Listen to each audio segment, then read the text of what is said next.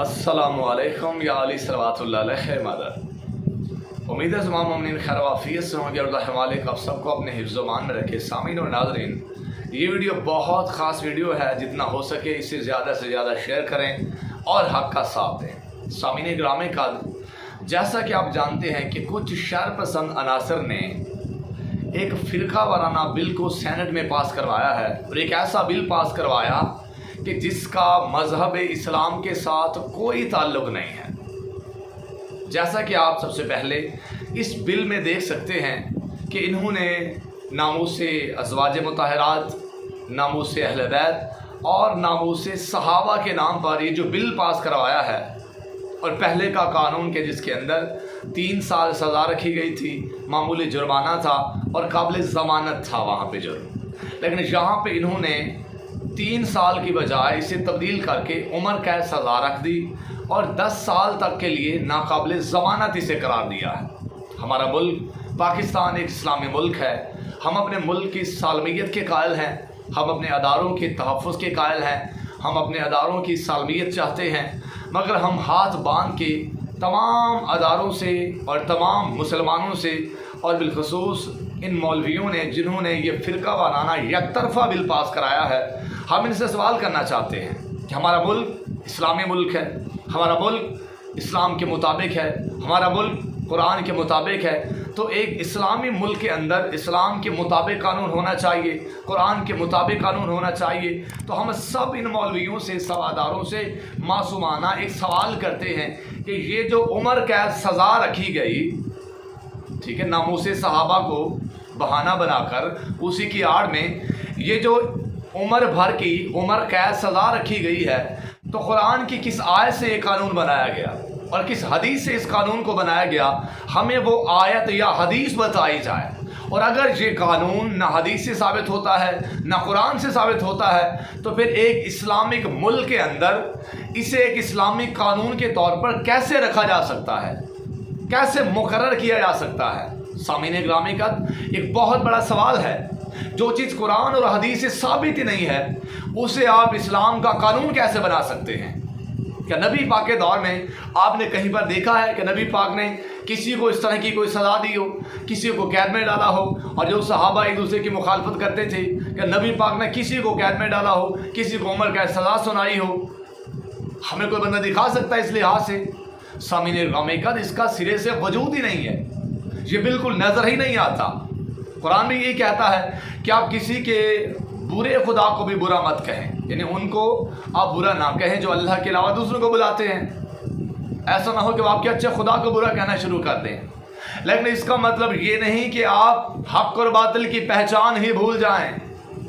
हम भी इस चीज़ के कायल हैं, हम किसी की तौहीन नहीं चाहते, लेकिन हम सवाल करते हैं जो सहाबा एक दूसरे के मुखालिफ थे कि नबी पाक ने ऐसी किसी को सज़ा दी थी, कि नबी पाक ने किसी को उम्र कैद सज़ा दी थी? जब ये चीज़ नबी पाक की ज़िंदगी से, कुरान पाक से, हदीस रसूल से ये चीज़ साबित ही नहीं है, तो इसे कानून कैसे बनाया गया है? और जब भी शियों ने किसी चीज़ का मुतालबा किया है तो तमाम मुसलमानों को शामिल किया है, लेकिन इन्होंने चंद लोगों ने मिलकर ये यकतरफ़ा फ़िरका वाराना बिल जो पास करवाया है, ऐसा क्यों किया गया है?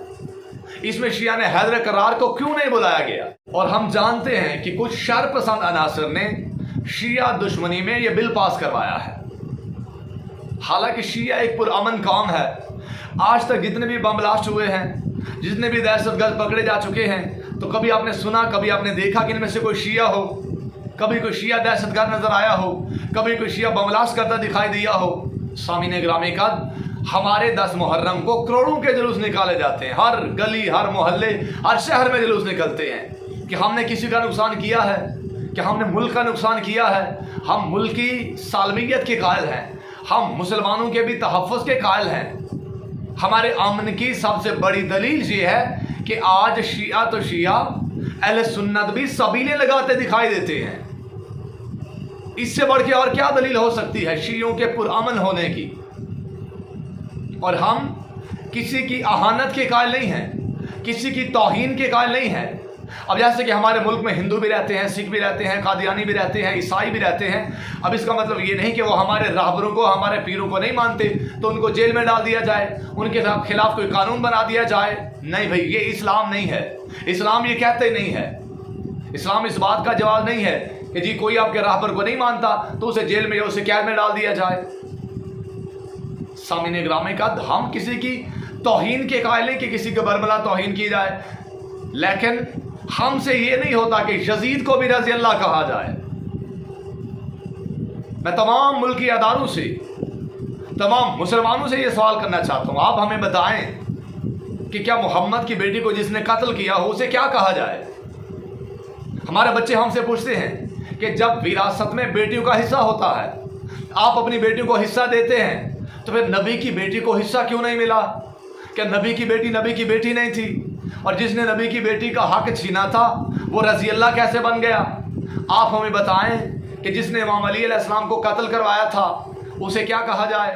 آپ ہمیں بتائیں کہ جس نے امام حسن علیہ السلام کو قتل کیا تھا اسے کیا کہا جائے؟ آپ ہمیں بتائیں کہ جس نے امام حسین علیہ السلام کو قتل کیا تھا اسے کیا نام دیا جائے؟ آپ ہمیں بتائیں کہ وہ ملعونہ جس نے حضرت حمزہ کا کلیجہ چبایا تھا اسے کیا نام دیا جائے، اسے کیا کہا جائے؟ اسے کیا کہا جائے؟ آپ ہمیں بتائیں کہ ہمارے یاسر کو قتل کرنے والا کون تھا؟ اویس کرنی کو قتل کرنے والا کون تھا؟ ابو ذر غفاری کو مارنے والا کون تھا؟ میثم تیمار کو قتل کرنے والے کون تھے؟ ہمیں بتائیں ان کو کیا نام دیا جائے؟ بھئی ہم غریب صحیح، ہم مسکین صحیح، لیکن ہم سے یہ نہیں ہوتا کہ قاتل بھی رضی اللہ ہو، مقتول بھی رضی اللہ ہو. اور الحمدللہ آج شیعہ تو شیعہ، اہل سنت بھی یزید کو نہیں مانتے، معاویہ کو نہیں مانتے، بنو امیہ کو تسلیم نہیں کرتے.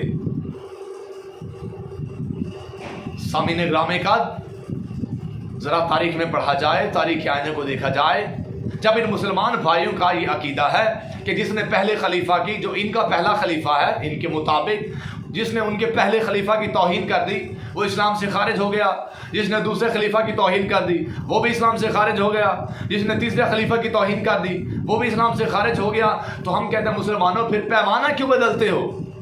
تو پھر جس نے چوتھے خلیفہ کی توہین کی اور 40 سے لے کر 80 سال تک منبروں سے جس نے امام علی علیہ السلام پر صب و شتم کروایا، امام علی اور اہل بیت اطہار کو گالیاں دلواتا رہا، اسے آپ صحابی کیسے بنا سکتے ہیں؟ اسے آپ رضی اللہ کیسے کہہ سکتے ہیں؟ اسے آپ اسلام والا کیسے کہہ سکتے ہیں؟ کون دے گا ہمیں ان سوالوں کے جواب؟ حق اور باطل کو غلط مدد کرنے سے آپ صاحب اسلام نہیں بن سکتے. سامعین گرامی کا آج وقت ہے بیداری کا، جاگنے کا وقت ہے. ٹوٹلی یہ بالفرقہ واریت پر مشتمل ہے، اس کا مذہب اسلام کے ساتھ تو ویسے بھی تعلق نہیں ہے.